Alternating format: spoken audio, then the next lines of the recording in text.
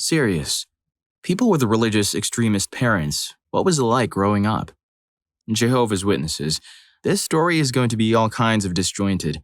My father was 51 when I was born, so he had no clue how to relate to children. As far as I can remember, he hardly ever had a job and really freaking loved the idea of living on war rations. The dude was super strict, and there were constant fights for literally anything. I was always told that he'd much rather be giving me kisses and cuddles, but truth be told, I don't remember a single one of those things coming from him. We moved around Australia a lot, never in one place for more than 2 years, so I never got the hang of making and keeping friends. Not that I was encouraged to have friends outside of the truth anyway, and there were never any kids my age in the congregations. Because we were poor, I only ever had clothes from secondhand stores, and the TV was verboten. Naturally, I got picked on at school because of these things. We often had to rely on the generosity of other families and the truth to feed us. We would go visiting just in time for dinner to be served at their houses, so they'd always feel obliged to feed us. We had to go witnessing every weekend, door-knocking neighborhoods in cheap polyester suits, trying to convince everybody about how amazing the Watchtower organization was or something. I blocked most of this part from my memory. There were also 3 meetings a week, 2 in the Kingdom Hall and 1 in the Elder's house for Bible study. I used to fake being sick to get out of them. One time we moved into a place, and the neighbors had kids about my age who did what they did and became friends. One day the girl and I were caught playing a game of curiosity. Instead of understanding and talking to me like a normal dad would, I guess, I had a serious talking to. Like that's not going to give a growing boy some kind of complex. Another time, just before moving halfway across the country, we were staying with friends. I was in the shower and the friend's daughter, around my age, was in the bath. Naturally, we were innocently chatting through the glass when my father walked in to check on us. I got another stern talking to. I attempted to at least 5 times. Fast forward a few years or so, and my sister finds out she's not my father's daughter. A few months after this, my father had a health issue or something and was in the hospital, and my sister came out and told her mother that he'd been mistreating her all along. So we finally leave the man, but Mom is still invested in being a Jehovah's Witness. My father is disfellowshipped, excommunicated, so he's lost everything that made up his identity. Like I cared anyway. Mom still donates most of her sole parent pension income, i.e. not very much, to the organization while trying to raise 2 kids on her own. After a few years, I tried to get a girlfriend with the help of a school friend, but my complete ineptitude with the other people made that impossible. I asked my mom for advice, but was told that she didn't want me to have a girlfriend anyway. I should focus on my studies and the truth instead, and Jehovah would provide for me. I moved out of my home 1 year after that. I lived with school friends for a few years, then with my sister for a few more. When I became an adult, I was still in school. I dropped out for a year a while ago, and the school counselor came and told me that my father had been requesting my school photos all along and give me a letter for him. Since I'm now legally an adult, I can request they stop sending the photos, so that's nice. The letter tells me that my father has repented and been accepted back into the Jehovah's Witnesses and goes on to preach to me about it. I don't know, something about coming back to the truth and all that jazz. I briefly considered replying and telling him about all the grass I've smoked and all the heavy metal I've listened to. I continue to receive letters from him, no matter where I move. It's freaking weird. Then one day when I was 22, one showed up that basically said, "If you're reading this, then I'm gone. And by the way, you are a bad son." Thank God. A few years later, I received a letter from the USA. It's from a woman who told me that my father is still alive and well and married to her mother over in South Carolina. Every single letter he'd sent me had been posted in Australia, meaning that he was sending them to somebody in JW organization over here who was then forwarding them on to me. Anyway, my new stepsister goes on to tell me that she needed to stay with her mother and my father for a while, and then he's been acting funny towards her kids. He was super critical of her son and super kind to her daughter, and one day she caught him entering her daughter's room for no good reason. So I think back to all the times when I got caught with a neighbor's girl or whatever, and how my parents met in a park while my mother was watching her daughter play, and it just clicked. My father has been treating girls poorly in every place we've been. The reason we've been moving around so often is because each time he gets caught, he repents, and instead of reporting him to the authorities, the local congregation just asks him to move on. In fact, they often put him in touch with the local congregation in the place we were moving to. Now, some 10 to 15 years later, I'm all kinds of freaked up. I'm just a bubbling mess of neuroses. But I'm glad I'm free of that crap show. Story 2. It was a bit tough, obviously. However, there are many layers to the difficulty beyond the basic and obvious aspects. For a start, everything I've done, whether wild or mundanely tame, since I walked away from it has been ascribed to some form of rebellion in one form or another. Me attempting to have intimate relations out of wedlock, that's just me rebelling against the way I was raised.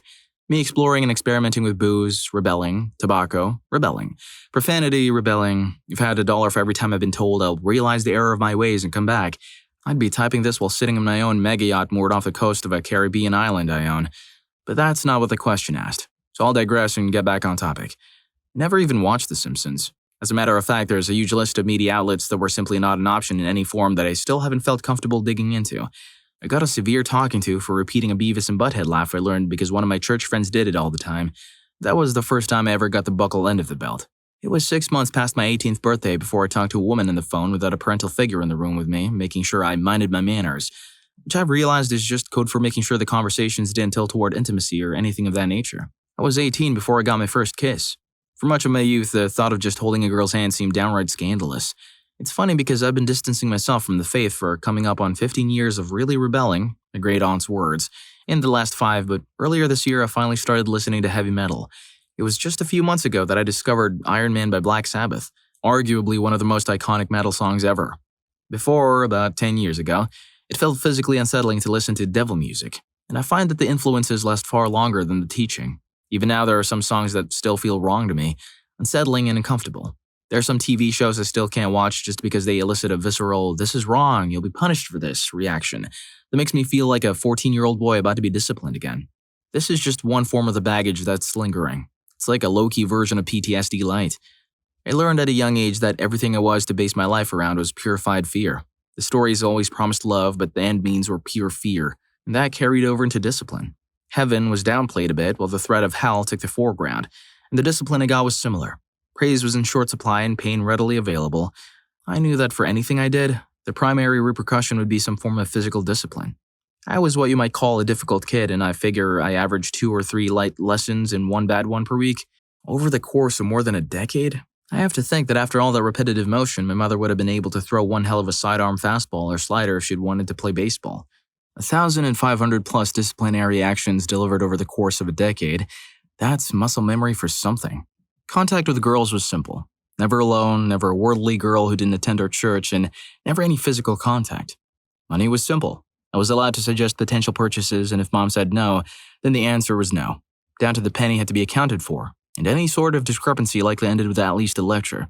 If I wasn't forthcoming with an explanation, that meant the belt for me. As puberty hit, I got curious and bought a 25-cent rubber out of a gas station bathroom vending machine and then forgot and left it in my pants pocket.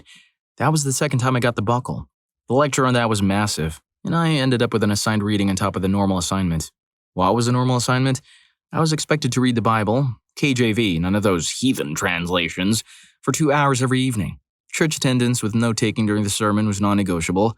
All told, I've gone through the KJV version 7 times, cover to cover, verse by verse, and if I still had my notebooks, it'd have to be 35 or 40 pounds, 16 to 18 kg of handwritten notes. It sucked. A lot.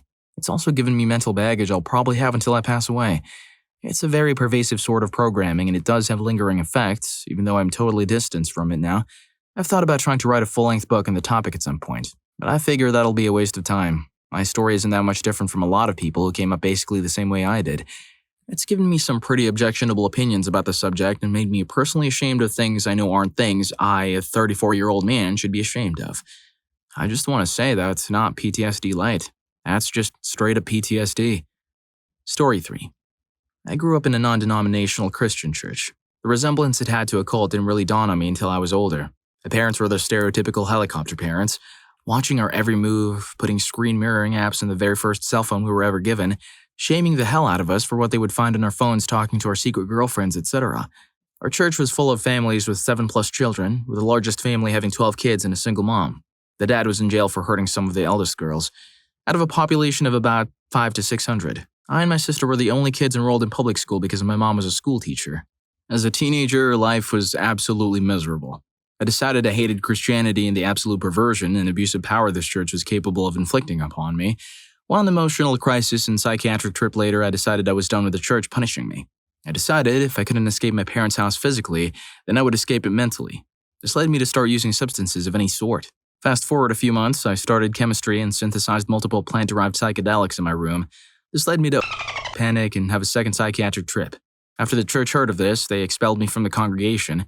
They also expelled multiple people for being gay and all sorts of other lovely things. Long term, I'm now almost 21, and I'm not gonna lie, I have a substance problem. I think there's some very deep emotional scarring I'll never be able to completely deal with. I'm trying to stop my issues and turn my life around for the better, but after being so bright in high school, I feel like a now from all the usage. My goal now is to go to a trade school and get certified in welding and, hopefully, make a pretty good life for myself. I wanted to go to college, but I have a few illegal substance charges on my record, so I've pretty much abandoned hope of an easy future. I know I've messed up my life a lot, I'll be honest, it's hard. I think about ending myself often, but I want to give life one last clean try before I have abandoned all hope. If it doesn't work out and I wind up homeless, I do plan to end myself. I'd rather be deceased than homeless. Story 4. For me, it was only Mom who was religious, Jehovah's Witness. She converted a few years after my parents had me, so my dad had no idea how bad it was going to be. There were no holidays or friends for me growing up. I remember my freshman year of high school. I wanted to hang out with some kids after school. My mom was not having it and drove around town to find me. It was humiliating, and she openly disapproved of them because of how they dressed. She didn't want me hanging out with a wrong crowd because it would stray me further from God. After that, I just stopped bothering to try and make friends outside of school. My childhood memories were mainly of hearing my parents arguing or threatening divorce because my dad was unhappy and hated that our family couldn't do most things, like birthdays, Christmas, Halloween, etc. I'm pretty sure their private lives were depressing too. She openly hates homosexuals and is very judgmental.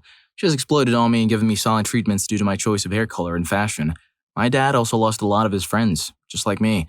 I'm 26 now and they're still together, but I know they're still struggling like they did when I was 5. Story 5. I like sentiment in any form and am almost entirely incapable of love. If somebody hurts me, I automatically sever our relationship in my head and it's like I never knew them. I grew up incredibly vulnerable to conspiracy theories because facts didn't matter. I grew up with no sense of empathy because the church told me what and how to feel about everything. I grew up with no self-confidence because I was expected to be perfect and could not be. I grew up with extreme self-loathing because if I wasn't happy, it was because I wasn't close enough to God. Depression was my own fault because I wasn't close enough to God. The illness was my own fault because I wasn't close enough to God. If I have financial pain, it's because I'm not close enough to God. Now that I'm almost 30, I've left that cesspool of lies and I'm learning how to be human who feels empathy, sees facts, and is capable of love. It's freaking hard. Can't deny that these stories are all kinds of sad fest. If you are enjoying the content so far and would like to watch more, don't forget to like and subscribe. Story 6. I moved 1,000 kilometers to get away from them. It was terrible. I remember getting into an argument with my parents about how crappy my life was. I had no time for friends because I'd wake up, go to school, come home, do dishes, then do homework, chop wood for 2 hours, clean the floors, maintain the fire in the wood stove, etc. It was like negative 30 degrees Celsius, so I'd have to basically take care of my parents, make them coffees and teas, make them food, and keep the fire warm for them. It was the only means of heating that we had. Neither one worked. They just sat for 16 hours a day on their computers, smoking 5 packs a day between them, staining the entire inside of the house yellowish brown. I used to get bullied in school for smelling like smoke. Anyways, they were bragging about their conservative parenting skills being superior, etc. I just said something to my dad along the lines of, "Get off your high horse." It was one of the few times I ever talked back. He just shoved me as hard as he could and stormed out, yelling and swearing. He used to get roughed up and yelled at all the time, so that was nothing, to be honest. It was awful. I burned my hands and arms occasionally in the wood stove, stoking the fire, and my mom used to say things like, "If you think that's painful, just imagine what's ahead of you if you don't respect your parents." She literally said this to me too. "God will make it so that I'll forget you ever existed when you go to hell and I go to heaven because God takes care of mothers." Story 7. I mentioned this before. My parents are very religious. We grew up in a church where 100% believed men were number one and they were the reason that the church was successful, dress codes for women, and they were treated as equals until it mattered. I remember not being able to read Harry Potter. Getting intimate wasn't ever talked about in a good sense. That type of stuff. The worst it ever got was when my buddy in high school hacked my Facebook and posted that I was gay. I never seen my dad so mad. As a very athletic person, I was terrified of him, screaming, saying that the gays are going to try and persecute us, Christians. Years later, my parents changed a lot, for the better. They don't believe in gay marriage or termination, but they don't force it down people's throats. They even went to a gay wedding to support a family friend, which is a massive step in the right direction. They also don't go to that church anymore. My mom was like, "Forget them." Story 8. Hymns were worldly, and my mom didn't even want me to have an acoustic guitar because we had to abstain from all appearances of evil, and electric guitars are evil. We also read the KJV for an hour every morning, along with our individual devotionals and catechism. We'd get to go along to Lowe's. Home Depot supported homosexuality, so we couldn't shop there, and pick out the half-inch dowel rod we'd get hurt with. I don't talk to my family anymore about anything, and it makes me jealous when I hear about people who say, "My parents don't like that I'm bi," because if I ever dared to come out to my mom, she would pray for me to pass away. She told me as a child that she'd rather have me lifeless than live in sin. I also have black metal and occult-related tattoos now, and they're sick. My life isn't so bad, besides the childhood trauma. I just left it all behind. Story 9. I was always under my parents' watch. They were helicopter parents, so I couldn't do anything against our religion. I was always the weird kid because my clothing had to be appropriate. And for anyone who wasn't a religion, I had to try to convince them to come to our church, or what was the point of being friends with them? Women weren't equal, and we were told that everything we were doing was practicing to be a good wife and mother someday, and that it was our true calling and nothing else mattered. If we planned to go to college, that would be great because it could help us teach our children. Sundays were for church only or church-related activities. No TV, no playing outside, etc. We were just normal enough that we thought we were normal until we grew up and realized that we didn't have any self-esteem or value in ourselves without the church giving us our worth and value. I'm still trying to detox and find ways to raise my kids because I know I don't want to raise them like I did, but I also don't know the right way to raise them any other way, and I fall into the pattern of being like my parents. Story 10. This will probably be buried, but my mother was raised as a Christian Scientist. It's a religion that doesn't use any medical intervention and followers are just supposed to pray when they're sick. My mom had polio as a child and received no medical intervention. Not wanting her children to receive the same treatment, she always took us to the doctor and we had all our vaccinations, but we were never supposed to mention this to a member of the church. I think this made me believe all religions were hypocritical bullcraps. Anyway, she left the church when I was probably 11 years old because she developed some serious health issues and needed medical attention. She was essentially shunned from the Christian Science church and spent a decade looking for a new church. She remained very religious until her passing, but didn't understand why her children were never involved with religion. Thanks for joining me today in this crazy world of religious extremists. If you're into more family secrets waiting to be revealed, watch Insane Secrets That Kids Are Hiding. Story 3 is as mad as a bag of frogs. See you there.